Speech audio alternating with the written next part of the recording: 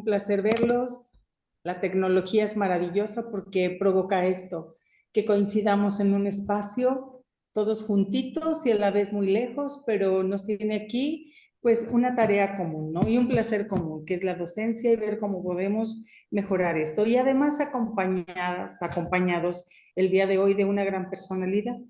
El doctor Sergio Garay Oñate, que viene y nos acompaña desde Chile en la distancia, es miembro honorario integrante del Consejo Consultivo de la Red de Investigación y Práctica en Liderazgo Educativo Interlíder, profesor de Religión y Moral en la Pontificia Universidad Católica de Chile y doctor en Ciencias de la Educación por la Universidad Complutense de Madrid. Cuenta con una estadía postdoctoral en la Universidad Ramon Llull de Barcelona. Trabajó como docente y directivo en Saint George College. Fue subdirector del programa de gestión y liderazgo escolar de la Fundación Chile y secretario técnico del Consejo Nacional de Certificación de la Calidad de la Gestión Escolar de la Fundación Chile. Ha trabajado como docente e investigador en los programas de gestión y liderazgo de la Universidad del Desarrollo, Universidad Silva Enríquez y Universidad Andrés Bello. Es integrante del directorio de Fundación ALDA de Paraguay, dedicada a temas de innovación y apoyo de sistemas educativos de ese país. Su trabajo académico es investigativo y se centra en temas de gestión y liderazgo escolar, sistemas de aseguramiento de la calidad en educación, redes socioeducativas y gestión del cambio e innovación en educación. Actualmente es representante del Consejo de Alta Dirección Pública para los procesos de selección de directores de escuelas públicas de Chile. Tiene una amplia trayectoria y esto es un resumen de lo que él ha podido realizar y sigue colaborando en instituciones importantes. Y bueno, para no quitarle más tiempo a esta sesión que se antoja bien interesante, pues bienvenido, doctor, y adelante. Muchas gracias. Bienvenidos todos. Hola, La verdad hola. es que el tema que nos compete el día de hoy, Sí. doctor, para presentarte mientras vas poniendo tu presentación de PowerPoint, es un tema por demás interesante que hemos titulado perfiles directivos centrados en el liderazgo pedagógico y que, pues bueno, ya como lo escucharon, con de voz de la maestra Minerva, pues lo vamos a tener al doctor Sergio Garay, un experto a nivel mundial y latinoamericano sobre este tema. Adelante, doctor. Muchas gracias. Bueno, muchas gracias. Un saludo para todos. Con Miguel Ángel ya hemos estado en contacto durante estos días, así que hemos estado conversando también respecto de lo que es este proceso y este espacio formativo. Y un gusto estar en contacto con todos los amigos de Costa Rica, de México, de distintos lugares de México. El año pasado tuve la suerte de conocer México, no había estado y gracias a la invitación de Miguel al seminario que hubo. Bueno, también a quien está más cerca, en Río de Janeiro, también siempre una envidia estar ahí. Pero bueno, estamos aquí en el sur, bien al sur, y sufriendo un poco las dificultades de un temporal de lluvia muy fuerte que hemos tenido, así que muchas de nuestras escuelas igual un poco afectadas por eso, sobre todo en la zona central de Chile. Pero bueno, ahí estamos. Oye, para ir más al tema y agradecer mucho la invitación que tenemos respecto de lo que nos convoca, estuve mirando, aunque no asistí directamente la sesión pasada, y le comentaba esta mañana a Miguel, en algunos podremos hacer algunos contrapuntos y en otros encontrarnos también en esas definiciones importantes que se han hecho. Y bueno, también seguir aportando a partir de la experiencia, sobre todo de eso, de la experiencia formativa con la que hemos tenido suerte de encontrarnos en la vida profesional. Así que eso. Poco los temas que están puestos, no sé si se está viendo bien la presentación y el avance de las diapos. Muy bien, muy bien.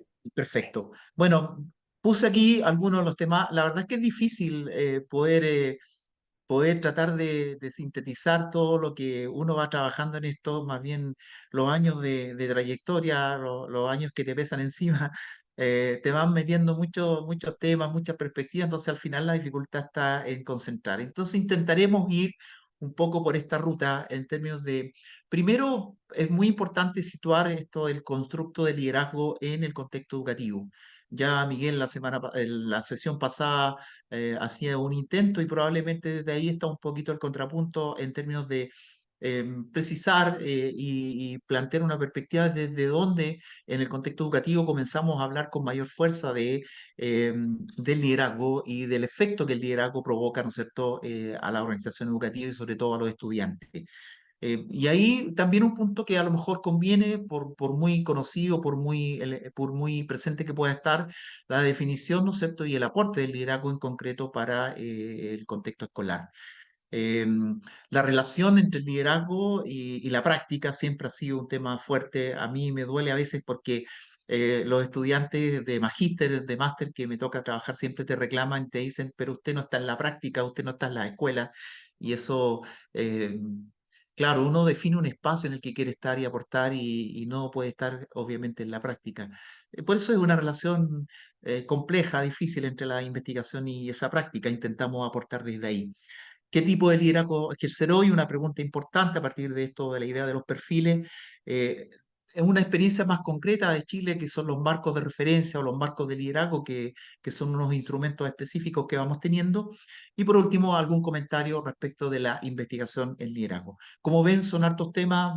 Si no alcanzo a hablar de todo para no ocupar tanto tiempo, estará la presentación disponible y un conjunto de textos que le mandé hace un poquitito a Miguel, que lo podrá compartir y ya les cuento por qué eso. La verdad es que mi planteamiento siempre, el punto de partida, está en valorar o entender cómo la educación y la medición de los resultados en educación se van haciendo siempre muy importantes y van siendo un punto de partida significativo, sobre todo en Chile. Voy a compartir mucho desde nuestra experiencia.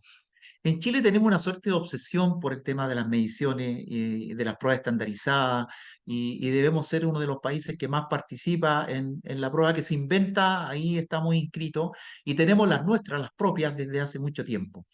Eso le provoca una reacción fuerte a muchas personas. Hay también muchos detractores de nuestras propias pruebas y de la participación de Chile en estas pruebas estandarizadas, sobre todo porque ven una suerte como de dificultad para ponderar adecuadamente las diferencias sociales. Pero yo sostengo que eso es precisamente lo que nos permite mostrar las tremendas desigualdades que los sistemas educativos tienen entre nosotros y sobre todo mostrar cuáles son los efectos, cuáles son las variables más importantes que uno puede, ¿no es cierto?, considerar y cuál es el peso de verdad que estas tienen, porque a veces nos confundimos un poco. La verdad es que en eso Chile ha sido un país que ha tenido ha hecho un esfuerzo grande por situarse y por poner la educación en un nivel importante en términos de recursos y en términos de esta participación en mediciones internacionales. Sin embargo, lo que nos muestran esas mediciones normalmente son las desigualdades, las diferencias sociales que los estudiantes de nuestras distintas escuelas manifiestan a la hora de, mm, de participar en esas pruebas, de los resultados que se obtienen en esas pruebas. ¿Y por qué pongo este punto? Porque precisamente este fue el punto de partida que, a juicio del trabajo que vamos haciendo, nos pone el foco más importante en donde podemos situar el constructo del liderazgo, es decir, por qué hablamos de liderazgo en el contexto escolar. Este gráfico que tenemos acá, igual que los otros, eh, es de hace varios años, pero nos sirve y es exactamente lo mismo que ocurriría o que ocurrió cuando tomamos las últimas mediciones en nuestra prueba que se denomina prueba SIMSE, que son obviamente las pruebas de lectura, matemática, ciencia, aplicadas en distintos niveles. Nosotros tenemos aplicación de esta prueba en distintos años, en segundo básico, en cuarto de primaria, en octavo de primaria y también en la enseñanza secundaria. Este gráfico que se hizo para mostrar un elemento fundamental, que es la tendencia que, dado, ¿no es cierto?, los resultados de la prueba que está en la vertical, desde 0 a 350, que es la manera en que se mide en puntos, cruza con otra variable que es tremendamente importante, que es la vulnerabilidad a la que pertenecen los estudiantes y las escuelas, ¿no es cierto? Los puntitos que están aquí son escuelas, y cómo ocurre esa situación. Planteo esto porque este es el punto que nos permite mostrar cómo existe, ¿no es cierto?, un conjunto de escuelas que, no obstante, teniendo un grado de vulnerabilidad, de pobreza muy fuerte, que afecta obviamente esos resultados, aún así obtienen buenos resultados. Y eso es lo que se marca fundamentalmente, ¿no es cierto?, en estas mediciones o se intenta relevar con mucha fuerza.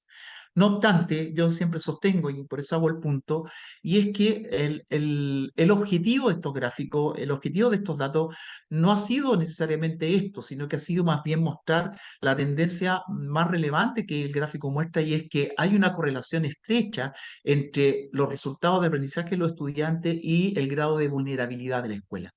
De manera que podemos tener una suerte de patrón determinante, que es, ¿no es cierto?, lo que marca esta línea que hemos puesto acá, y es que a mayor vulnerabilidad, peores resultados de aprendizaje de los estudiantes, ¿ya? Y eso es una condicionante tremendamente fuerte. ¿Por qué planteo esto? Porque estos datos, ¿no es cierto?, están a la par de varios elementos, y voy a avanzar un poquito más rápido, están muy en la línea con lo que es un dato fundamental de ya hace varios años, y por eso puse esta expresión, que es un referente antiguo para nosotros, pero que lamentablemente todavía está vigente.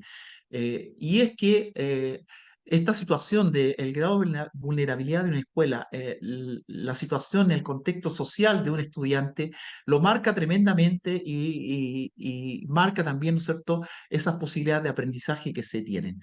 Esto, como ustedes saben, probablemente la mayoría fue expresado de manera rotunda en el año 66 con el famoso informe Coleman, respecto de lo que eran los resultados de aprendizaje en estudiantes de raza en Estados Unidos, de color, perdón, de integración racial en Estados Unidos, y eso provocó un tremendo golpe a la educación norteamericana. Bueno, ese dato que Coleman nos entrega es exactamente lo que ocurre con cada prueba estandarizada que se mide en cualquiera de nuestros países.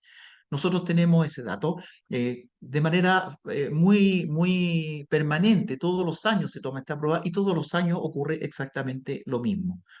Eh, es el dato fuerte, el dato importante. No obstante, a partir de esa situación expresada por Coleman, surge un movimiento, una revisión de los datos en donde los investigadores, ¿no es cierto?, dicen, mire, a pesar de que se da esta tendencia fuerte indicada por Coleman, controvertida, por cierto, muy discutida en su tiempo, existe un conjunto de escuelas que aún siendo muy vulnerables, obtienen buenos resultados y los obtienen de manera consistente, permanente. Los investigadores de esa época comienzan entonces a entender, a mirar cuáles son las variables que explican esos buenos resultados aún en condiciones de extrema vulnerabilidad. Y surge ahí un elemento que es tremendamente importante, al que voy a pasar, ¿no es cierto?, que se denomina el movimiento por la eficacia escolar. El movimiento por la eficacia escolar entonces intenta rescatar el conjunto de variables que explican esos buenos resultados a pesar de la vulnerabilidad o teniendo en cuenta la vulnerabilidad o el contexto socioeconómico de las escuelas, de los estudiantes, el contexto social de origen de los estudiantes. A partir de los años 60 entonces surge este movimiento que luego se expande por el mundo. Y tenemos ya varias generaciones de estudios de eficacia escolar prácticamente en todos los países del mundo. Estos estudios se han realizado también en nuestro país, imagino que también en México, en Costa Rica. Y entonces muestran esta situación que explica, ¿no es cierto?, cómo hay igual escuelas que trabajando de manera consistente, aplicando algunos elementos, pueden llegar a tener buenos resultados. Eh, a mi juicio, uno de los elementos importantes o dos elementos importantes del movimiento de la eficacia escolar tienen que ver con lo que se entiende por una escuela efectiva, la definición, y luego también la determinación de ese conjunto de variables. La definición de escuela efectiva la podemos pasar un poquito más rápido, pero igual importante, es la que dice, mire, a pesar del contexto social, hay escuelas que agregan valor, que logran, ¿no es cierto?, superar esas condiciones sociales de origen y le entregan a los estudiantes un elemento de aprendizaje más contundente que el que pudiesen recibir en una escuela similar. Eso se entiende. Pero tan importante, y aquí, ¿no es cierto?, en esto radica el origen para nosotros, para muchos, de la variable que estamos estudiando. Es el conjunto de variables explicativas respecto de esa escuela efectiva. Ese conjunto de variables, dichas por algunos de los autores más relevantes, Martin, Cherens, Brucover, que son los de la primera generación de eficacia escolar, nos dicen que explican esos buenos resultados aún en vulnerabilidad. Bueno, contar con profesores efectivos, contar con procesos de planificación y evaluación permanente dentro de la escuela, la relación entre la escuela y la familia, eh, el contexto más específico que es el salón de clase, la sala de clase ya denominada efectiva, y un factor tremendamente importante, el liderazgo. Eh, Edmond, que es uno de los autores también de esa generación, entonces lo resume en estas 5 variables que denominamos de eficacia escolar. Por lo tanto, entonces, aquí, aparte de lo que Miguel Ángel decía, ¿no es cierto?, en la sesión pasada, y explicaba que hay, ¿no es cierto?, una suerte de vínculo entre la administración escolar y las teorías del management inicialmente, de la gestión, hasta luego encontrarse con el concepto de liderazgo en las últimas décadas. Yo diría el núcleo más importante, más propio del contexto educativo, en términos de rescatar una variable tan importante como el liderazgo, la tiene en este momento, en este trabajo. Eso yo diría es un punto de partida tremendamente importante, y luego volveremos para entender entonces en qué condiciones se entiende que el liderazgo es un factor explicativo, ¿no es cierto?, de la eficacia escolar. Otro punto importante es definir qué entendemos por liderazgo. Si sabemos que el liderazgo, ¿no es cierto?, es un constructo, es decir, algo que no es exactamente palpable, ¿no es cierto?, tocable. Un profesor mío de la Universidad de Deusto decía: el liderazgo es el abominable hombre de las nieves. Nunca nadie lo ha visto. Entonces eso nos dice que es algo que las ciencias sociales, ¿no es cierto?, lo entienden como un elemento que requiere de una definición en primer lugar, es decir, saber de qué estamos hablando, cómo lo definimos, y hay un conjunto y muchas definiciones respecto del liderazgo, pero es importante poder hacerlas. Voy a poner aquí, y esto lo tendrán ustedes, bueno, muchos autores que han hecho definiciones, pero voy a ir al más importante y el que es una referencia para nosotros. Probablemente para ustedes también, o para yo entiendo que lo que ha expresado Miguel, por ejemplo, respecto del vínculo de la red incluso con Canadá, ha sido tremendamente significativo. Para nosotros también, nosotros en Chile hemos tenido un vínculo muy cercano con el Centro de Estudio de Liderazgo de la Universidad de Toronto, en Ontario, Canadá, y sobre todo sobre algunos de los próceres de ese lugar, que son Fulan y sobre todo Kenneth Leywood. Leywood, que es uno de los principales investigadores sobre liderazgo, ha hecho, ¿no es cierto?, trabajos desde hace mucho tiempo, y fue para nosotros un referente tremendamente importante. Y aquí paso a contarle o a comentarle una cosa más específica. En Chile teníamos ya hace unos 20 años atrás poca investigación, muy poca investigación sobre liderazgo, pero recibía mucho el influjo de fuera. Eh, entonces tomamos una decisión. Yo trabajaba en la Fundación Chile, como se ha comentado, y tomamos la decisión de usar recursos que nos estaban llegando a propósito del boom del cobre en ese tiempo. Las empresas querían aportar a la educación. Entonces logramos eh, poner una idea que era traer la mejor investigación que había en el mundo respecto del liderazgo. Uno de los primeros autores que logramos traer fue a Kenneth Leywood, y traducir su libro, en un libro, sus investigaciones las más importantes. Ese libro, y lo he compartido, lo tiene Miguel ahora y se podrá compartir, ¿no es cierto?, plantea esta idea de qué sabemos sobre el liderazgo educativo. En el primer capítulo plantea estas ideas que están puestas aquí, estas afirmaciones, y también hace una definición que es, ¿no es cierto?, cómo se entiende el liderazgo. Desde aquí para adelante, o a partir de Leywood, esta síntesis, vamos a entender siempre el liderazgo como una capacidad de influir. Y en el contexto de la escuela, el liderazgo entonces es una capacidad de influir para obtener los objetivos más importantes de la escuela, que no es ni más ni menos que los estudiantes aprendan. Yo creo que ese concepto, puesto en esencia y puesto en resumen de esa manera, creo que y guardarlo de esa manera es un tremendo aporte. Luego, entonces, hay que tratar de un poquito desmenuzar y saber qué significa entonces la influencia, cómo se ejerce esa influencia, y son los temas un poquito más colaterales que se están siempre discutiendo, que aparecieron en la sesión pasada también, respecto de, por ejemplo, la relación entre liderazgo y poder, o el poder dentro de las organizaciones. Eh, Son algunos de esos temas. Ah, ahora, ¿cómo se ejerce este efecto? ¿Cómo se ejerce el liderazgo? ¿Cómo el liderazgo es considerado un factor importante? Hay una suerte de mantra que yo le llamo así ya, porque todos los que trabajamos en investigación en liderazgo o escribimos sobre eso y leemos mucho, nos encontramos en la mayoría de los papers que se escriben en los textos, ¿no es cierto?, esta afirmación. Es decir, tú lees como los primeros párrafos y vas a encontrar inmediatamente que se dice, bueno, el liderazgo es el segundo factor de eficacia intraescuela. ¿Ah? Eh, Ahora, es también una cosa que se repite a veces sin saber mucho, pero es un trabajo tremendamente fuerte, complejo, ¿no es cierto?, llegar a explicar cómo el liderazgo resulta ser un factor tan relevante y preponderante dentro de la escuela. Eh, pero entonces requiere explicar por qué y requiere explicar cómo. Si decimos que es el segundo factor, importa mucho decir cuál es el primero, ¿ya? Y también, dentro de los estudios más avanzados de eficacia escolar, se ha ido mostrando ya desde hace mucho tiempo, y pongo aquí solo dos ejemplos o cito a dos estudios de larga data ya.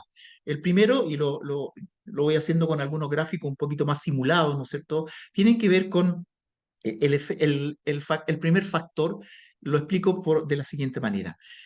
Si tú tomas a dos estudiantes que tienen 8 años y le mides a través de una prueba estandarizada su rendimiento y encontramos con que esos dos estudiantes se encuentran en un rendimiento promedio y aplicamos o estudiamos el factor de primera influencia, que es la calidad docente, nos encontramos que si un estudiante le toca trabajar en esas condiciones con un profesor que está en un 20% de los mejores evaluados, en Chile tenemos evaluación docente y tenemos este dato, ese estudiante en un transcurso de 3 años puede avanzar de manera notable desde un percentil 50 a un percentil 90, es decir, puede llegar a un nivel muy alto en su rendimiento.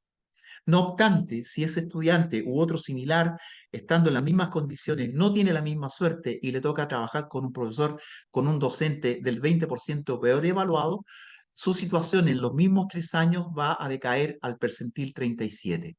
Lo que, considerando estudiantes de las mismas condiciones, solo mirando el efecto docente, calidad docente, ¿no es cierto?, se produce una diferencia tremendamente importante. De aquí, desde el estudio de McKinsey, pero también previamente con el estudio de Marzano, que lo voy a dejar aquí solamente para no demorar tanto, que también estudia las mismas variables, se colige que la variable calidad docente es un factor de primer orden. Ese factor se entiende como un factor de efecto directo. En cambio, respecto del liderazgo, y es lo que nos interesa, nunca se ha podido probar que sea de efecto directo. El mayor aporte de las investigaciones dice que el liderazgo, y aquí cito un texto de Bolívar, ya también hace un tiempo atrás, en que explica este factor de cómo se produce este efecto indirecto tan importante que llega a ser el segundo más importante dentro de la escuela. Eh, Bolívar recoge varias investigaciones y llega a mostrar que el efecto indirecto se produce cuando el liderazgo, la capacidad de liderarnos dentro de la escuela, es decir, la capacidad de influir, actúa en primer lugar en otras variables, no necesariamente en los estudiantes, los aprendizajes, ¿no es cierto?, en las acciones de los estudiantes, sino que en algunas capacidades que se entienden como capacidades mediadoras. ¿Cuáles son esas? ¿No es cierto? La capacidad, la motivación, el compromiso, las condiciones de trabajo de los docentes en primer lugar, de los profesores. Y luego, ¿no es cierto?, entendiendo que los docentes tienen ese trabajo de efecto directo, estas dos variables que se entienden entonces como trabajando de manera concomitante, producen un efecto tremendamente significativo sobre los resultados de aprendizaje de los estudiantes, obviamente medidos por pruebas estandarizadas. Entonces, esa es la manera en cómo uno puede entender qué se entiende por liderazgo, en qué factores, en qué elementos el liderazgo tiene una capacidad de influir de manera potente y cómo se produce este efecto que creo que es muy importante. A veces, y vamos a expresar eso, en el contexto de la realidad escolar, intentamos, ¿no es cierto?, buscar que el liderazgo tenga otros propósitos, otros efectos, otra forma, pero la investigación lo que nos ha ido mostrando es esto. Y creo que es importante prestarle atención, trabajar en esta misma manera. ¿Qué significa eso entonces? Que el liderazgo tiene que estar de manera muy potente trabajando aquellas variables que se entienden como de carácter contextual, ambiental. O sea, dicho en otras palabras más directas, el trabajo del líder, el trabajo del liderazgo como un efecto, tiene que estar sobre aquellos elementos que se entienden que sean las mejores condiciones dentro de la escuela, tanto para los estudiantes, para los docentes, para la familia, para que se produzca el aprendizaje. Cuando el liderazgo se focaliza sobre esas variables es cuando se entiende que produce un efecto potentísimo y entonces llega a ser, como se dice en la investigación, de segundo orden, ¿no es cierto?, en importancia. Leighwood también ha planteado esto, lo paso rápidamente, como en la senda de este efecto indirecto. ¿Ah? Y las caracteriza con estas 4 expresiones: racional, emocional, organizacional y familiar. No nos vamos a meter ahí derechamente. Más también me interesa, ¿no es cierto?, mostrarles que otros tipos de estudios que nos van mostrando cómo el efecto de liderazgo se va expresando de manera concreta y clara en la investigación. Un trabajo que es prácticamente citado en todos los estudios, o sea, uno puede leer cualquier trabajo, cualquier investigación de liderazgo en cualquier parte del mundo e invariablemente se va a encontrar con la cita del metaanálisis de Vivian Robinson del año 2007 o una versión del año 2009. Vivian Robinson en este metaanálisis dice, mire, hay algunas variables del liderazgo precisamente que son más importantes que otras. Y dice, en primer lugar, ¿no es cierto?, una que llama establecer metas y expectativas. Y la recoge en términos de peso de varianza. Dice, esa variable, ese elemento, entre otros, llega a pesar un 0,42. Emplear recursos en forma estratégica pesa, también importa, pero un poquito menos que la primera, pesa 0,31. Planificar, coordinar y evaluar la enseñanza y el currículum, una tarea del liderazgo, ¿no es cierto?, pesa tremendamente también, ¿no es cierto?, 0,42. Pero la que más pesa, y consistente con lo anterior, es aquella que dice que hay que promover y participar en el aprendizaje y el desarrollo profesional del profesorado. Según este metaanálisis de Vivian Robinson, ¿no es cierto?, esa variable es la que tiene mayor efecto y tiene un efecto en términos de varianza de 0,84. También pesa, ¿no es cierto?, un último aspecto que tiene que ver con el asegurar un entorno ordenado y de apoyo. Entonces, lo que intento mostrar y decir, ¿no es cierto?, que se trata entonces de ir identificando aquellos aspectos que son más importantes, con los que podemos trabajar de manera más focalizada para que el efecto liderazgo, entendiéndose que es de efecto indirecto, efectivamente cumpla ese rol. Ahora está siempre la pregunta de qué tipo de liderazgo poder ejercer. ¿Ah? Y cuando uno pregunta, y si hiciéramos aquí la pregunta, ¿no es cierto?, incluso qué tipo de líderes somos, uno podría decir, mira, soy un líder democrático, un líder transformacional, un líder, no sé, instruccional, es decir, son muchos los nombres que van surgiendo. Y ahí sí, a mí me parece, y lo hacemos, ¿no es cierto?, es importante ir recorriendo las distintas teorías de liderazgo y ver cómo van avanzando y cómo nos van entregando distintos elementos, pero sobre todo para situarnos de manera mucho más precisa en el contexto de las teorías del el ámbito escolar o el ámbito educativo. Nosotros tenemos en los últimos años, y lo miramos así, después de mirar muchas teorías, creo que también Miguel Ángel hizo una suerte de recorrido en la sesión pasada, hay un punto, una suerte como de inflexión con algunos autores que vienen del mundo empresarial, pero que fueron tomados por Leighwood para poder hacer esta transferencia y estudiar bajo ese prisma el tema del liderazgo en el contexto educativo. Hay unos autores muy importantes de referencia que son Bernard Bass, Bruce Abolio y Burns, que estudiando en el contexto más empresarial, elaboraron una teoría que se llama de rango total. De ahí surge una de las dimensiones que se denomina liderazgo transformacional, que es la que ha llegado a nosotros con más fuerza.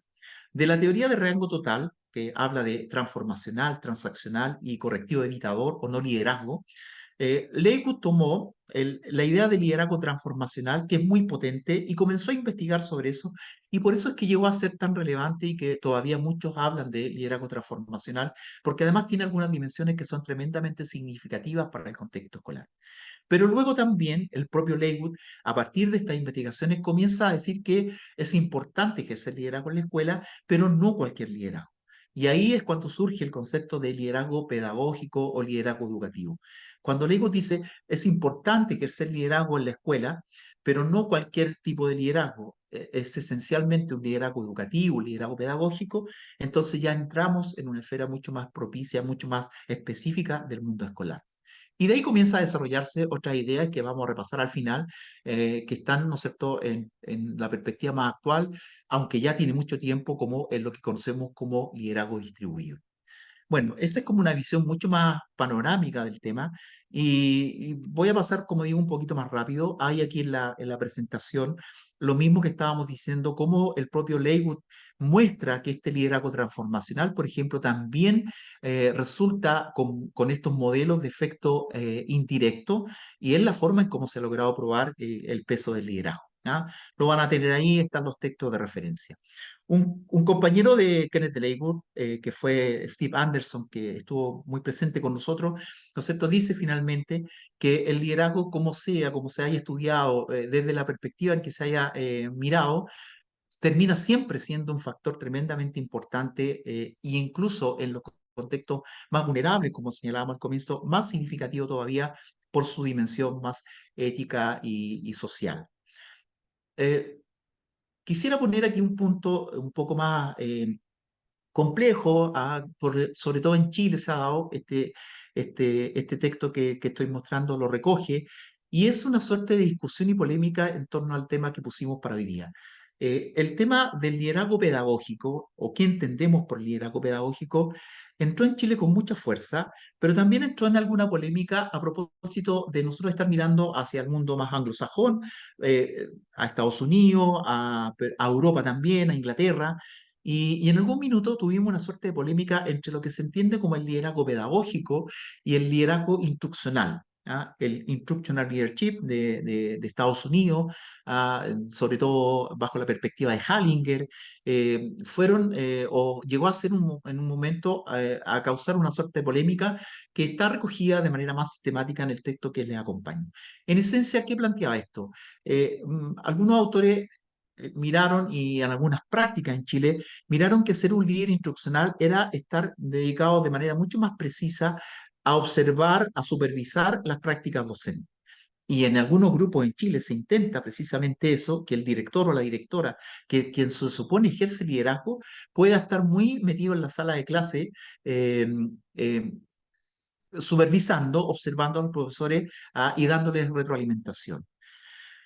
Yo escuché en algún seminario en Chile eso y me puse a pensar si efectivamente eso era el ejercicio del liderazgo pedagógico o el liderazgo instruccional. Y me causó una suerte como de dificultad, así como de, casi como a flor de piel, así no me calzaba.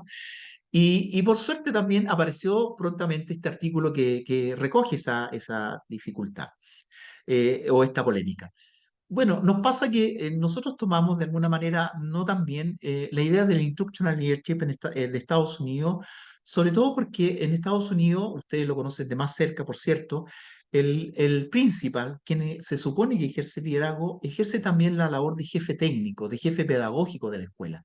Y por lo tanto, la mirada a veces se sitúa en él en algunas prácticas que al menos en Chile tenemos separadas. Y entonces en Chile tenemos, aparte del director o directora de la escuela, que quien formalmente uno supone que lidera, al líder pedagógico, al jefe técnico. Y en él centramos mucho más estas tareas de supervisión, de observación, de acompañamiento en la sala de clase. De manera que entender que eso representa el liderazgo propiamente tal, yo diría, es un poco contraproducente y complejo. Entonces, uno podría decir, mira, la investigación nos dice que el ejercicio del liderazgo pedagógico no es la supervisión, no es el control respecto de las prácticas docentes, sino que por el contrario, ¿no es cierto?, es dar esa libertad que se requiere en la sala de clase para que el docente, el profesor haga su trabajo y sobre todo crearle las mejores condiciones posibles. Cuando mostrábamos con la evidencia más investigativa, cuando eso ocurre, entonces ahí sí el efecto, ¿no es cierto?, de liderazgo en su máxima expresión puede ocurrir. Bueno, va a estar aquí también en la presentación algunos de esos elementos de la polémica que comentaba, ¿no es cierto?, que se ha dado un poco para entenderla. y para entender también, en las palabras del propio Hallinger, de cómo se puede entender efectivamente este Instructional Leadership y el liderazgo pedagógico como elemento al final bastante coincidente y no antagónico. Bueno, una acepción importante sobre la cual hemos estado trabajando en el último tiempo es el del liderazgo distribuido. Y en las teorías, cuando nosotros mirábamos, ¿cierto?, este camino, esta senda de distintas teorías, cada vez que saltamos de una teoría a otra, creo que hay algo importante que recoger. Hoy día estamos de manera muy consistente, de manera muy fuerte, ¿no es cierto?, siempre expresándonos con que la perspectiva de liderazgo que hay que ejercer en la institución educativa es el liderazgo distribuido. Como se comentaba en la presentación, yo participo en Chile de los procesos de selección de directores y directoras para las escuelas públicas. Y me toca hacer la entrevista, la última etapa, ¿no es cierto?, a quienes ya están como finalistas en estos concursos para ser director o directora. Y siempre pregunto cuál es el tipo de liderazgo que quieren ejercer o que les parece, ¿no es cierto?, propicio ejercer. Invariablemente en Chile hoy día se dice, mira, liderazgo distribuido. ¿Ah? Y todos dicen, bueno, liderazgo distribuido. Eh, y no necesariamente se entiende claramente qué significa ejercer liderazgo distribuido. ¿Ah? O cuál es la perspectiva de ejercer liderazgo distribuido. La verdad es que, en palabras de los autores más importantes, algunos de ellos están aquí referenciados, cuando hablamos de liderazgo distribuido, hay un cambio de concepto tremendamente fuerte. ¿Ah? Dejamos de entender que el liderazgo lo ejerce, como lo hemos entendido tradicionalmente, el director o la directora de manera exclusiva, de manera heroica, como lo hemos visto, y pasamos a entender que el liderazgo ya no es una propiedad solo y exclusivamente de ese personaje, para ponerlo así. Y se entiende, ¿no es cierto?, en palabras de Spillane, de Gron, que son de los autores más destacados, entonces ahora que el liderazgo pasa a ser una capacidad no del sujeto, sino que de la organización, en este caso de la escuela.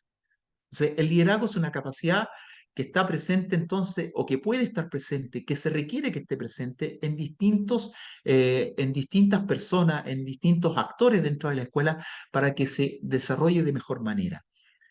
Nosotros ya habíamos siempre entendido que eso ocurría de alguna manera cuando hablábamos de los líderes ocultos dentro de la escuela, ¿no es cierto?, de los líderes informales. ¿Ah? Y eso es lo que se comienza a recoger de manera más sistemática, más contundente, a partir de la perspectiva de distribución de liderazgo. En términos de la teoría, entonces, existen dos aproximaciones respecto del liderazgo distribuido como una de las perspectivas fuertes que hoy día ocurren en la escuela.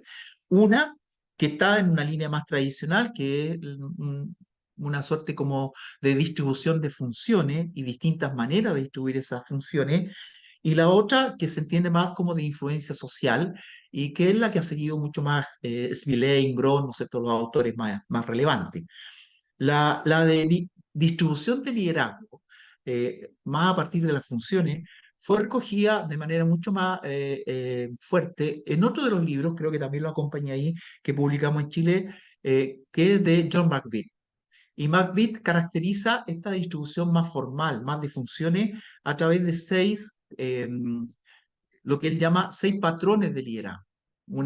Y caracteriza esto entonces como un liderazgo formal, una distribución pragmática, una distribución estratégica, incremental, oportuna y cultural. La distribución cultural del liderazgo es la que más se aproxima a la visión más integral que uno podría plantear, y aquella que dice que existe el liderazgo distribuido en el ADN y en la cultura de la organización. Cuando se entiende que influir, que liderar para que se logren los objetivos de la organización escolar, y esa capacidad no está presente en una persona en particular, sino que en los distintos actores de la organización, es cuando se logra una mayor potencia de esta capacidad que hemos reconocido que tenemos presente.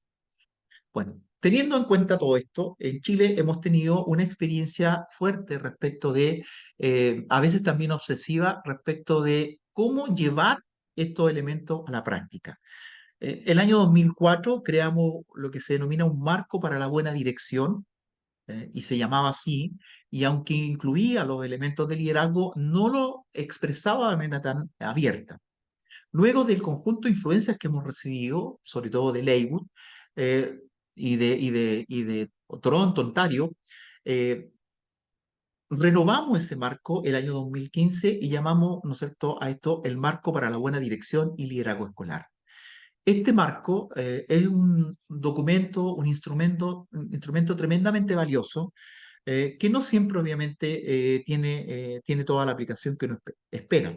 Sin embargo, recogiendo los elementos más importantes del marco que creó Leywood y que lo transfirió al Distrito de Ontario en Canadá, está ahí el documento base, el marco chileno recoge los elementos más importantes del liderazgo, que es, ¿no es cierto?, establecer una visión estratégica.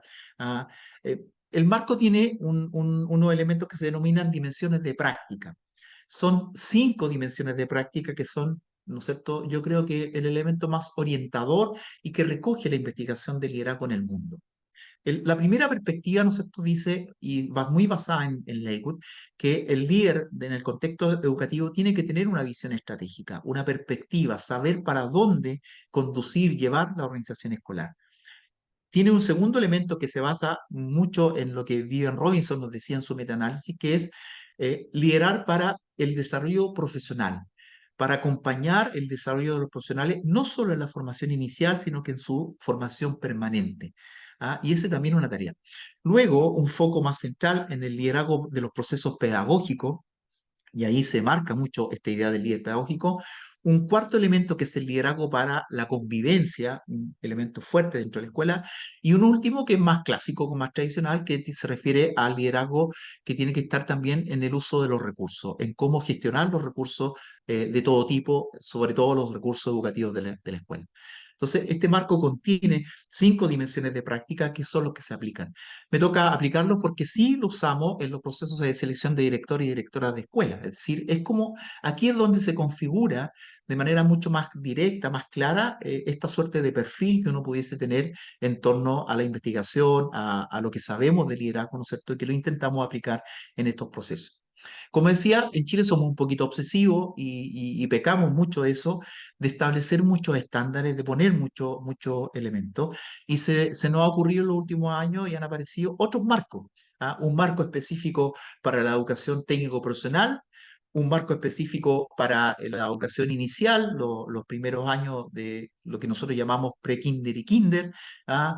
Y también hay estándares de liderazgo en el modelo de calidad que llevamos en el país, de aseguramiento de calidad. Una primera dimensión habla del liderazgo del sostenedor, de quien administra la escuela, el liderazgo del director. Es decir, y al final tenemos un conjunto de estándares bastante, yo diría, amplio, lo que al final termina un poco confundiendo a nuestros directores y directoras, a los que trabajan en la escuela, porque uno pregunta, bueno, dice, ¿qué seguimos? ¿Cuál es nuestro orientador? Yo diría el marco para la buena dirección y liderazgo, pero se nos van metiendo estos otros elementos y al final se produce un poquito de ruido que es necesario cuidar. Lo último que quisiera compartirle en esto, y no sé si me queda tiempo, eh, creo que puse ahí la idea de que, y es algo de lo que yo he estado un poquito preocupado en los últimos años, y es cómo logramos desde la investigación recoger de mejor manera cómo se produce esta influencia en el contexto educativo, cómo caracterizamos, cómo entendemos esta capacidad de influir, cómo se está dando en la escuela. Hace algunos años atrás, junto con algunos colegas que son también parte de la red, lo habrán escuchado, Oscar Maureira, que es mi compañero, mi partner de investigación de la Universidad Silva Enrique, eh, nos ganamos un proyecto de fondos públicos en Chile y logramos trabajar sobre liderazgo distribuido. Eh, entonces estábamos en este proceso de cómo investigar. Las primeras investigaciones, no se ha hecho mucho tampoco en Chile en esto, de cómo entender este tema del liderazgo distribuido. Y con esos recursos logramos primero y estábamos construyendo un instrumento que nos permitiera evaluar el liderazgo distribuido. Bueno, y seguimos, ya teníamos este texto de John McVitie y construimos un instrumento que en primer lugar intentó recoger la situación del liderazgo distribuido en la escuela. Lo hicimos con una escala con una tabla de doble entrada que intentaba un poquito controlar la deseabilidad social. Es decir, que nos dijeran, bueno, lo que, ¿no es cierto?, uno espera escuchar. Y entonces pusimos eso en evidencia. Dijimos, mire, cuéntenos cómo a usted le gustaría que fuera, pero también cuéntenos cómo ocurre en realidad. Y eso nos permitió, por una parte, tener ese control, pero también, por otra, establecer la brecha entre la situación real y la situación ideal que nos gustaría que ocurriera en términos de cómo se distribuye, cómo distribuir esta capacidad de liderar. Entonces, esa fue una primera escala. Y luego hicimos las escalas que tienen que ver con los patrones de liderazgo. Cuando estábamos en ese intento, tuvimos la suerte de encontrarnos con Jim Spillane. ¿Ah? Vino a Chile a propósito de compartir en algunos de los libros que se han ido publicando la idea de distribución de liderazgo, y nos pudimos reunir con él, y él nos propuso, nos comentó y nos dijo, miren, si quieren de verdad recoger este fenómeno de la influencia, podemos usar un elemento que es mucho más práctico, mucho más claro, más directo, que es lo que uno como profesor, no sé si en México, en Costa Rica, en Cuba, en otros lados, se usa, me imagino que sí, que es esto de los sociogramas. ¿Ah? Cuando uno es profesor tutor, lo primero que le enseñaban para ser profesor tutor era construir un sociograma con preguntas muy abiertas, y uno le preguntaba a los estudiantes, bueno, ¿con quién estarías dispuesto a jugar un partido de fútbol? ¿Con quién harías equipo? ¿Con quién harías una reunión? ¿Con quién te juntarías a estudiar? Y con esas preguntas así muy abiertas, uno como tutor, profesor jefe, decimos en Chile, construía como el gráfico de las relaciones que se daban dentro del curso. Eso te permitía identificar aquellas personas que están un poco más aislados, los grupos que se iban produciendo, los distintos grupos, y bueno, y desarrollar un trabajo de tutoría mucho más cercano. Spillane, siendo profesor, obviamente nos dijo, miren, esa forma nos permitiría estudiar el fenómeno de la influencia de manera mucho más clara y directa en la escuela. Entonces dijo, mire, podemos preguntar eh, cosas más o menos parecidas. Podemos, a ver, preguntemos, cuando yo tengo algún problema que tiene que ver con gestionar la escuela, con gestionar ciertos procesos de la escuela, ¿a quién consulto? Y le preguntamos a todos los actores de la escuela, docentes, ¿no es cierto?, asistentes, directivos, y le damos la posibilidad de que nombre en primer lugar, en segundo lugar, a cualquiera de los actores de la escuela. Y eso se hace con, ¿no es cierto?, un instrumento en el que están puestos los nombres de todos o los números de todos, y entonces al final yo puedo tener una perspectiva de cómo cada persona prefiere o se siente, ¿no es cierto?, ligada, influenciada por otros para resolver esos problemas. También se puede preguntar, y de hecho lo hicimos, cuando tengo problemas, trabajos de tipo pedagógico, ¿a quién consulto? ¿Ah? Y entonces esa escala nos permitió recoger de una manera distinta el fenómeno de la influencia. Esa forma, ¿no es cierto?, que hoy día se trabaja con lo que se conoce como el análisis de redes, permite efectivamente recoger las influencias que se dan dentro de las distintas personas dentro de la escuela, y recoger efectivamente cómo está ocurriendo. La influencia entonces se puede graficar posteriormente con una estadística distinta a través de programas como el más conocido se llama UCINET. Y entonces, recogiendo esas mismas preguntas, uno puede tener el resultado por escuela y por centro, y decir, mira, si resulta que en la pregunta de quién, ¿no es cierto?, a quién consultas cuando tienes problemas o temas relacionados con gestión, es quien aquí se grafica como el número 3, creo que es aquí. Bueno, estamos mirando que tiene así a simple vista, y lo comparto de esa manera, vemos que tiene una alta, ¿no es cierto?, mención. Es decir, la gente dice, las personas de la escuela están diciendo que lo consultan. Y eso sería un caso bastante importante o bastante positivo. Pero también hay otros personajes que son consultados, y que por lo tanto entonces ejercen influencia respecto de ese tema dentro de la institución educativa.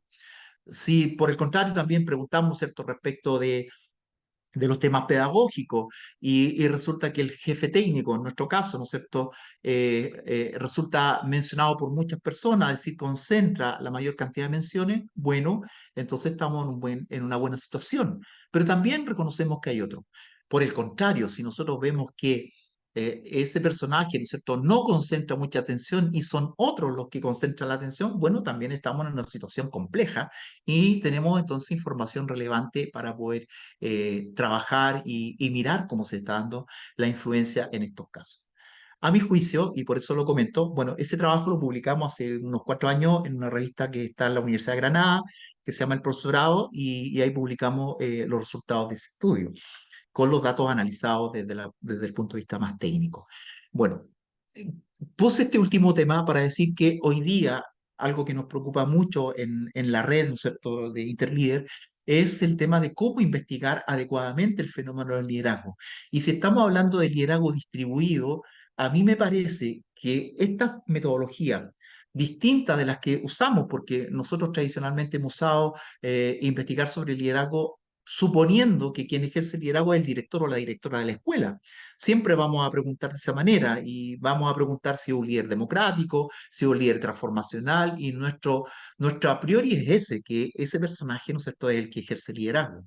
Y de alguna manera sí reconocemos a los líderes informales y escribimos, decimos algo sobre eso, pero creo que el tema de entender efectivamente el liderazgo como una capacidad de influir, que hoy día se entiende que es una capacidad distribuida dentro de la organización escolar, calza mucho mejor, es una mejor metodología y habrá que buscar otras también a través de lo que mostrábamos, ¿cierto?, de lo que Svilane está desarrollando como el análisis de redes.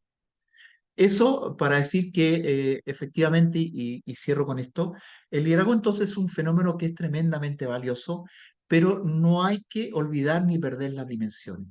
Hay también una perspectiva crítica, ¿no es cierto? El propio informe Coleman lo plantea, y hay que entender que estamos hablando de variables intraescuela, ¿ah? Es decir, es lo que podemos hacer desde la escuela.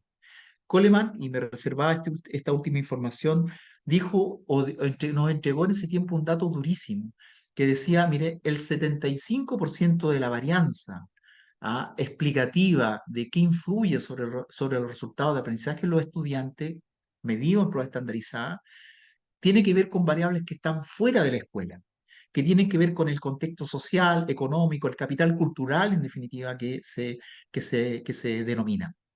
El 25% entonces, a partir de eso, corresponde a variables intraescuela. De manera que cuando estamos hablando de este conjunto de elementos, bueno, estamos un poco en torno a esas variables.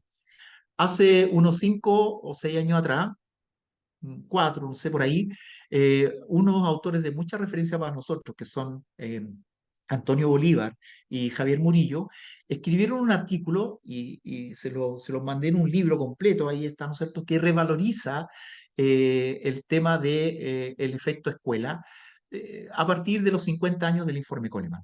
Es un artículo muy interesante y que intenta revalorizar el valor de la escuela y darle más potencia, es decir, superar un poco este sino un poco pesimista que a veces se nos impone, pero yo creo que no hay que ser ni pesimista, pero tampoco sobrevalorar las capacidades, porque a veces uno también es un poco voluntarista. Nosotros, y esto yo se lo comparto mucho a los estudiantes con los que me toca trabajar, nosotros somos, por una parte, actores sociales y por otra, actores técnicos. Yo creo que nosotros tenemos que, y como lo estamos haciendo acá, tratar de ser dentro de la escuela los mejores profesionales posibles. Tratar de desarrollar nuestras capacidades al máximo, tratar de desarrollar las comunidades educativas al máximo con toda su potencialidad y no desperdiciar capacidad. Yo creo que eso, un trabajo como nuestra red, lo promueve y está muy en esa línea. Pero tampoco tenemos que olvidar que somos actores sociales y políticos. Y termino aquí con algo parecido a lo que comentaba Miguel en la sesión pasada. Ese ser actor social y político implica entender que para que nuestra escuela, para que nuestros estudiantes, sobre todo sectores más vulnerables, aprendan mejor, eh, eh, eh, tengan mayores capacidades, pasa por tener sociedades mucho más equitativas, mucho más justas, menos desiguales. El grave problema de nuestro país, me parece que eso lo compartimos lamentablemente, es la falta de equidad. Esa falta de equidad es la que marca de manera más rotunda los malos resultados de aprendizaje de los estudiantes.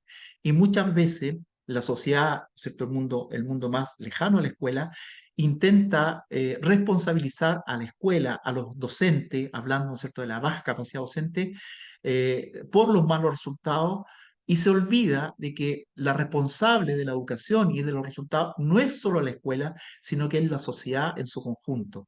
Y eso tiene, ¿no es cierto?, que expresarse de manera concreta en una colaboración mucho más estrecha a través del trabajo de red, ¿cierto?, entre la escuela y el entorno social, el entorno en donde la escuela se ubica.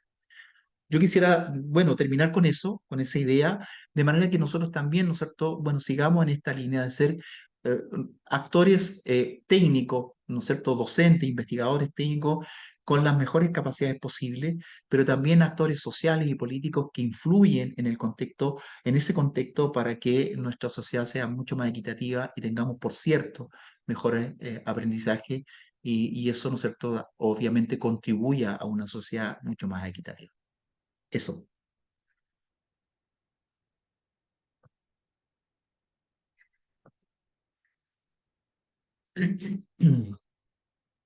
No sé si hay preguntas, comentarios. Sí, Perdonen, yo sí, tenía, sí, doctor. Muy interesante. Me tenía, parece que todo esto que usted nos comentó acá da para todo un semestre de doctorado porque es mucha información muy interesante, vigente, relevante, pero fue muy, muy rápida, ¿no? Pero rescatamos cosas y hay comentarios, se los voy a leer. Empezamos con Rosalba Ruiz, dice, me encuentro extasiada con los planteamientos y explicación del doctor Garay, que me permitiré escucharlo e internalizar su aporte en este tema tan interesante del liderazgo educativo. Ana Lucía Ureña Godínez dice, el liderazgo distribuido fomenta un ambiente donde la experiencia y las habilidades de todos son valoradas, lo que resulta en una mayor innovación y adaptabilidad ante los desafíos en que puede enfrentar un centro educativo. Acá tenemos otras preguntas. Evelyn Fernández, es un comentario, es muy interesante estos aspectos relacionados con la evaluación, los instrumentos y formas para hacerlo. Muchas gracias. Y aquí vienen preguntas, doctor. ¿Cómo se dividen los niveles o grados en educación básica en Chile? Y una duda más en relación al tema es conocer el proceso de selección de directores en educación básica en Chile. Por ejemplo, aparte de la entrevista que se realiza a los candidatos, ¿qué otros elementos multifactoriales toman en cuenta para que un docente pueda ser directivo? no sé si vamos respondiendo de manera más rápida a esas preguntas. Lo primero es respecto de los niveles de educación. Nosotros tenemos lo que llamamos un nivel inicial, lo que tradicionalmente se conoce como pre-kinder y kinder, que va más o menos de los 3 años y medio, 4 años, hasta los 6. Luego empieza el primer año de primaria, desde los 6 años hasta lo que llamamos octavo básico, eh, y ahí termina la educación primaria y comienza la secundaria, que tiene una duración de 4 años, que en general va eh, desde los 13, 14 años hasta los 16, 17 aproximadamente, y de ahí el acceso a la educación superior. Respecto de los procesos de selección, estamos hablando de las escuelas públicas, por cierto. A mí me toca participar. Bueno, ha sido interesante el proceso porque nosotros tuvimos, a propósito de la dictadura militar, estamos próximos a conmemorar los 50 años del inicio de esa terrible dictadura que tuvimos. Tuvimos, una de las consecuencias de la dictadura fue tener directores designados. Imagínense ustedes, comienzo de los 90, aún el control simbólico que siguió ejerciendo la dictadura fue la inamovilidad de nuestros directores de escuela. O sea, no se podían cambiar aún ya estando en democracia, porque había quedado una de las leyes de amarre que dejó la dictadura. Bueno, progresivamente se ha ido trabajando y hoy día contamos con un proceso de selección. Ese proceso parte por un concurso público abierto en que el sostenedor de la escuela, el administrador de la escuela, crea unas bases con el apoyo de una institucionalidad nacional que se llama Servicio Civil.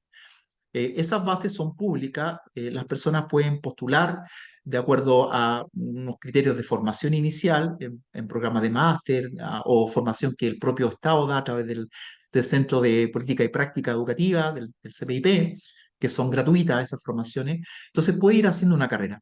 Normalmente postulan los que ya son jefes técnicos, lo que nosotros llamamos jefes de UTP, y que han ido haciendo una formación.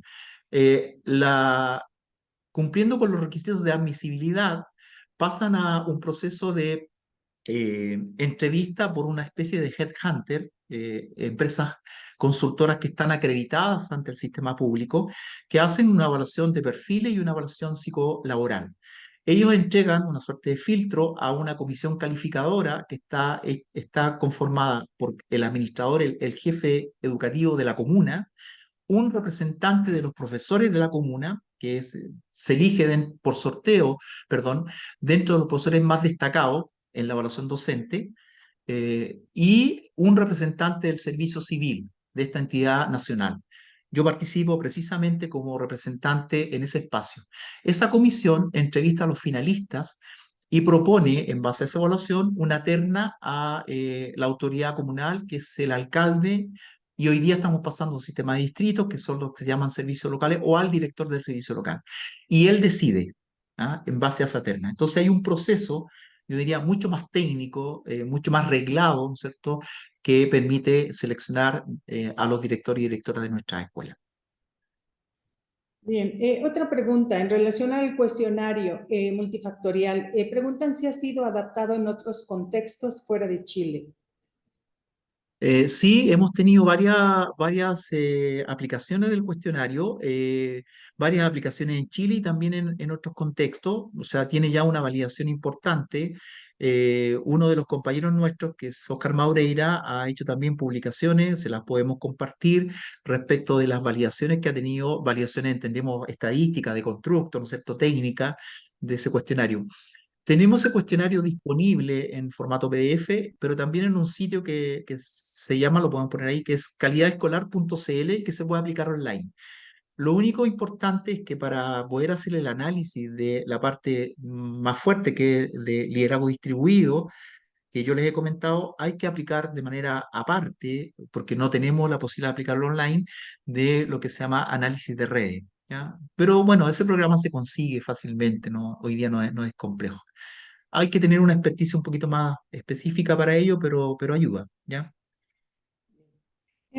Otra pregunta, doctor.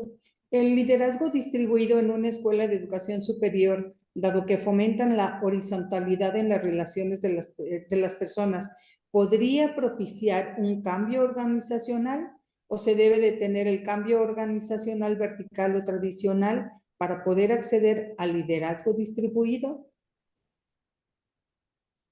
Bueno, yo creo que hay pocos estudios aplicados en la educación superior. ¿Ah? Yo estoy en este minuto con una estudiante que está precisamente haciendo eso, trabaja en una universidad y estamos aplicando un cuestionario para ir entendiendo cómo se da la distribución de liderazgo en ese espacio. Uno puede decir solamente por transferencia, ¿no es cierto?, que obviamente distribuir liderazgo siempre tiene un efecto mucho más potente. Pero claro, también tiene una suerte como de secuencia, es decir, uno no parte de la noche a la mañana diciendo, bueno, ahora distribuyamos liderazgo. Hay un camino, hay una ruta que uno puede ir siguiendo, ¿no es cierto?, en aproximaciones para ir teniendo una cultura, como lo expresa, por ejemplo, McVitt, lo que mostramos, para ir teniendo una cultura de distribución de liderazgo que obviamente produzca un impacto mucho más fuerte en el trabajo también en ese nivel. Es un tema a investigar, por cierto, y a ir mostrando que tiene su efecto. Bien, muchas gracias. Esa pregunta la hizo Marta Cecilia Nájera y ahora Ania Esther Vizcaíno dice, felicita y dice que es excelente la presentación del doctor, muy interesante los resultados compartidos. Mis preguntas son, aquí van las preguntas, doctor. ¿Cómo han lidiado con la necesidad del liderazgo educativo, transformaciones y las cualidades personales de los docentes y los propios directivos? ¿Cómo han manejado, por ejemplo, los conflictos laborales, los factores predisponentes del funcionamiento escolar? Ujú. Bueno, ese es un tema, yo diría el tema central, ya lo mostrábamos ahí, ¿no es cierto?, que es precisamente el espacio donde se produce esta capacidad, la influencia. Decíamos, es un efecto indirecto y el espacio en donde hay que buscar influir, donde hay que afectar, digamos, es precisamente ese. Los españoles llaman a esto el sistema relacional. Y el sistema relacional está compuesto por la toma de decisiones, y en este caso la toma de decisiones distribuida ya no es entonces vertical, sino que más horizontal. Llaman también a eso el clima organizacional y la resolución de conflictos. Entonces, es un componente esencial. Obviamente, hay que mirar el conjunto de elementos y entonces entrar en cómo una organización resuelve conflictos. Hay un estudio muy interesante que quería referir, que está publicado en uno de los textos que podemos compartir, que es una investigadora que es de apellido Finnegan, que también estudiando el análisis, usando el análisis de red, mira precisamente las situaciones de vínculo, de relación entre los docentes de una escuela, los conflictos dentro de una escuela, y dice que cuando las relaciones son más potentes, más intensas, es decir, se da un mayor vínculo entre los profesionales dentro de la escuela, los resultados son mucho mejores. Cuando las relaciones son conflictivas, pobres, poco enriquecidas, poco técnicas, los resultados son pobres. Ahí hay también un trabajo específico que apoya un poquito esa idea.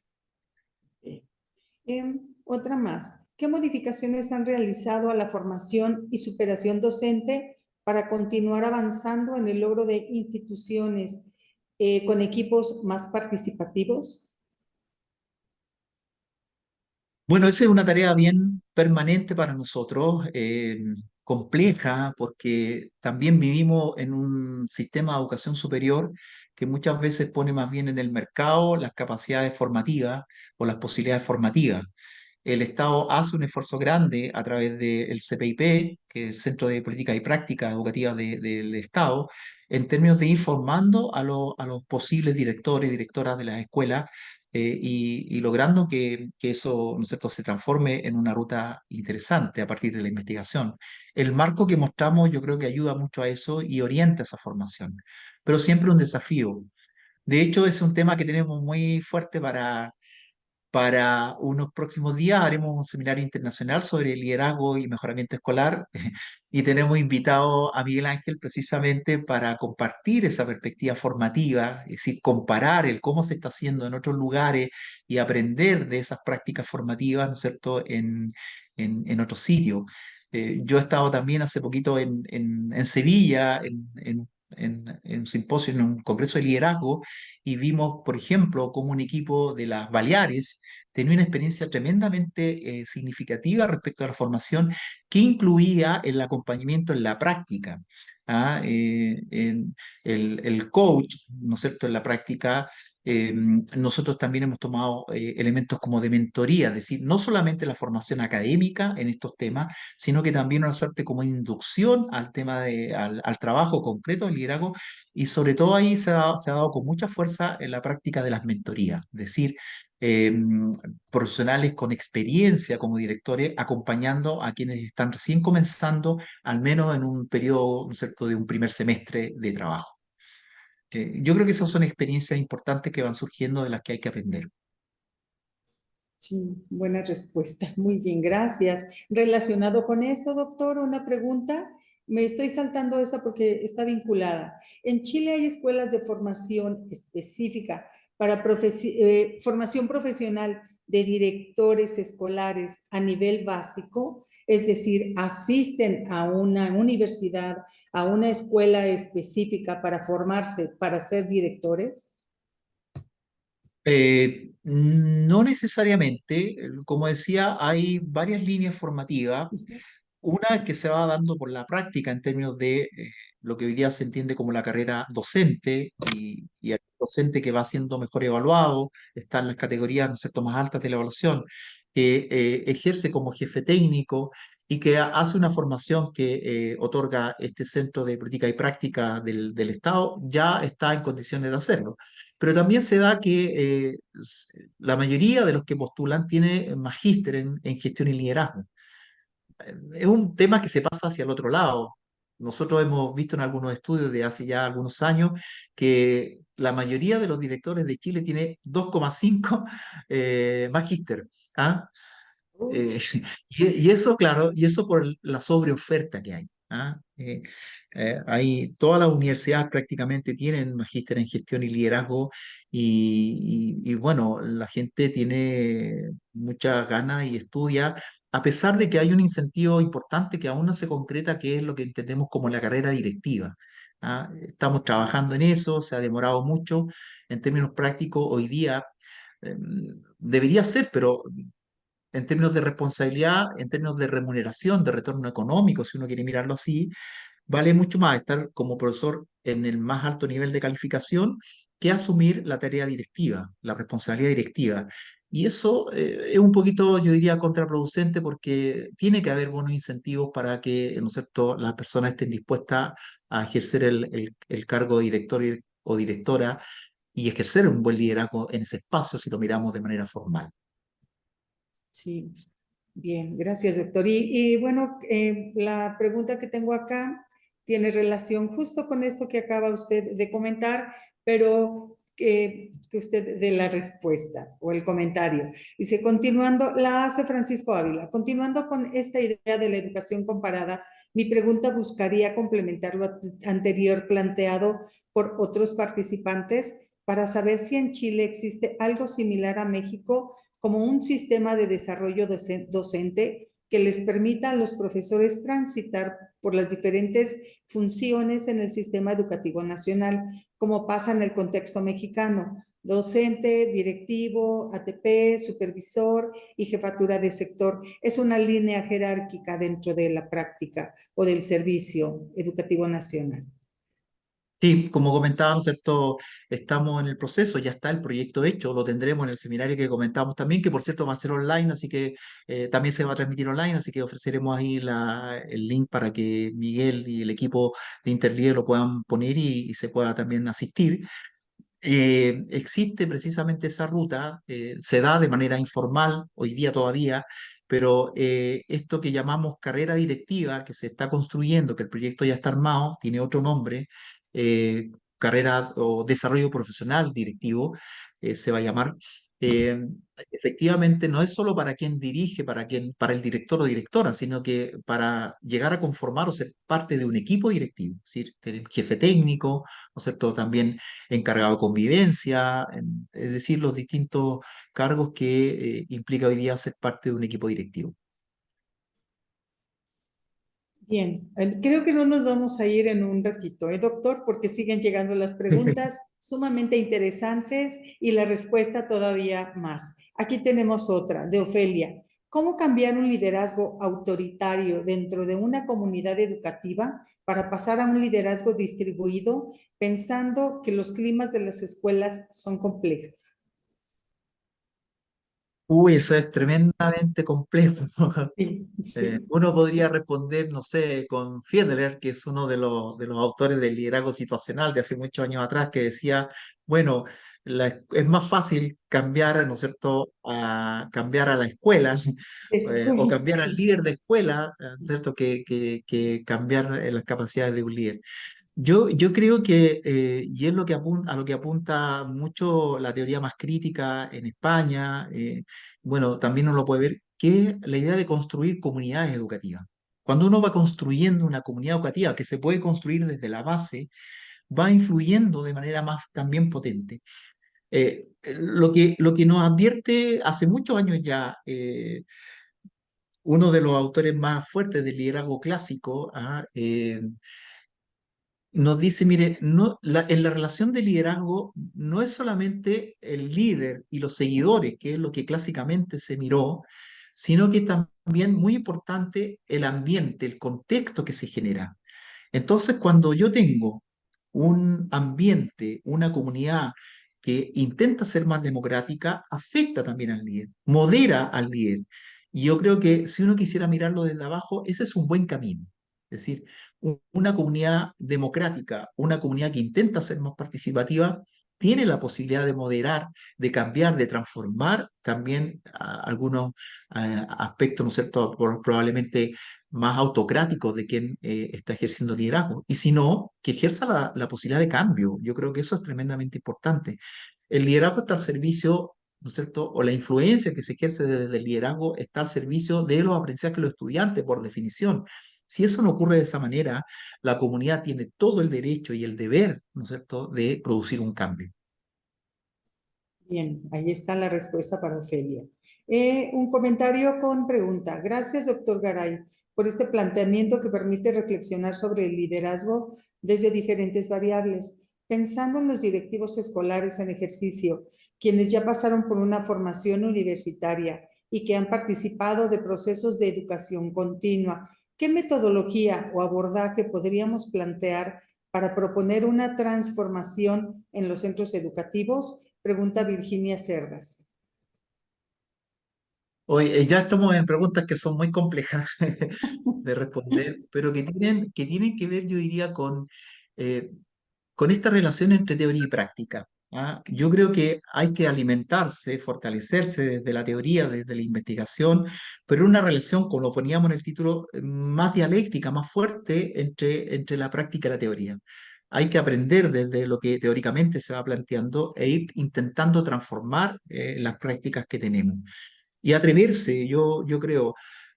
También, si los marcos, si los instrumentos de política, los modelos, no son los adecuados para una realidad que a veces desde la política se intentan imponer a la fuerza, yo creo que hay que abandonarlo. Es decir, cada uno puede llamar ahí a una cierta nivel de discrepancia, no sé si da para como a su versión, pero cuando los modelos no sirven en la realidad escolar, yo creo que los modelos siempre son un medio, no un cierto un fin, y por lo tanto hay que atreverse a desafiar esos modelos, atreverse a desafiarlos cuando uno sí también va teniendo efectos, mirando los efectos que tiene. Es complejo, ¿ah? Me cuesta a mí dar receta, siempre decía al comienzo que me duele esto de que sobre todo los estudiantes siempre te están diciendo, los de magíster, a mí me toca trabajar en ese espacio, de magíster para la formación de director y directora, cuando te dicen, bueno, pero usted no está en la práctica, y es cierto, nosotros no estamos en la práctica, pero sí intentamos recoger, sobre todo desde esa experiencia, lo que nos permite investigar y arrojar alguna luz en esa práctica que se pueda probar, que se pueda trabajar. Yo creo que hay que hacer siempre eso. La reflexión sobre la práctica, el uso de los datos, el uso de la investigación, de la evidencia que se va dando, ¿no es cierto? Creo que siempre es importante. Muchas gracias, doctor. Y por último, Rosalba Ruiz pregunta, ¿podemos hacer uso de ese cuestionario, el que aparece en pantalla? Este instrumento para evaluar la distribución de liderazgo en la escuela. Sí, a nosotros nos encantaría, como cualquier investigador, ¿no es cierto?, que los instrumentos que uno va armando y va elaborando, bueno, se usen, se corrijan, se mejoren, tengan, no sé, una suerte de validación en nuestros espacios. ¿Ah? Yo he usado en mi investigación de doctorado el instrumento de VAS sobre el liderazgo de rango total, es un instrumento tremendamente usado y validado en muchas partes, y claro, a uno le encantaría que lo que va armando obviamente se use de esa manera. Encantado, como decía, ya le traspasaremos la información más precisa a Miguel o a cualquiera de la red. Tenemos un sitio que se llama calidadescolar.cl, www.calidadescolar.cl, en donde está abierto para libre uso este instrumento de evaluación del liderazgo en su perspectiva distribuida. Hay otras cosas, pero está ahí, digamos, solo el contacto con nosotros y ya le damos la entrada para que pueda usarlo. Muchas gracias, doctor. Pues felicidades a nombre de todos los colegas de este espacio.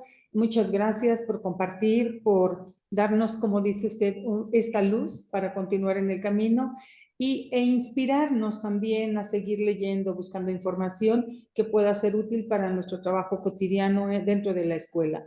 Gracias, doctor, y cedo la palabra al doctor Miguel Ángel. Gracias a todos ustedes. Pues ya hay muy poco que decir, excepto, bueno, que muy pronto te enviaremos, doctor Sergio Garay, un reconocimiento firmado por las instituciones que están representadas dentro de este seminario internacional de análisis y liderazgo de instituciones educativas. Ha sido muy significativo tu aporte. Sinceramente a mí de verdad me enorgullece el tenerte aquí porque eres uno de los de los teóricos que más ha aportado a mi formación y a la formación seguramente de todas las personas, de varias personas que estamos en este camino de análisis de liderazgo de instituciones educativas, y un pionero sin duda en la investigación en liderazgo educativo en Latinoamérica. Para mí, con bastante valentía, tú lo sabes, el aprecio que tengo a ti, al doctor Oscar Maureira, pues por todos los aportes que han hecho a la carrera, pues yo diría, no solo mía, sino de muchos colegas investigadores en este camino de liderazgo educativo. Y muchísimas gracias también por estar aquí. Siempre aprecio tu presencia y esta no es la excepción. Recordarles, colegas queridos, y gracias por su atención y su participación, muy nutrida participación, que la semana entrante, el miércoles a las 6 de la tarde, hora del Centro de México, tenemos la sesión número 3 de este seminario. Estaríamos llegando a la mitad con el tema, por demás interesante también, dirección escolar, un acercamiento a las comunidades profesionales de aprendizaje. Esta tercera sesión del seminario va a ser conducida por la doctora Marta Olmo Extremera de España, y pues vamos a tener también el gusto de recibirla. Agradecerles la presencia a todas y a todos, colegas de Costa Rica, de todo México, obviamente, del Ecuador, de Chile, de España, y pues bueno, de todos los países que nos acompañaron el día de hoy. Y por favor estén pendientes de las redes sociales de la Red de Investigación y Práctica en Liderazgo Educativo. Un agradecimiento a la Universidad Pedagógica Nacional 141 por abrirnos las puertas, un agradecimiento a la Benemérita y Centenaria Escuela Normal de Jalisco, y un agradecimiento muy grande a la Universidad Estatal a Distancia de Costa Rica. Nos vemos el miércoles entrante. Muchísimas gracias. Chao, chao, muchas gracias. Un abrazo para todos. Gracias. Hasta luego. Buenas Chao, noches. gracias, que vaya bien. Bye. Gracias. Gracias.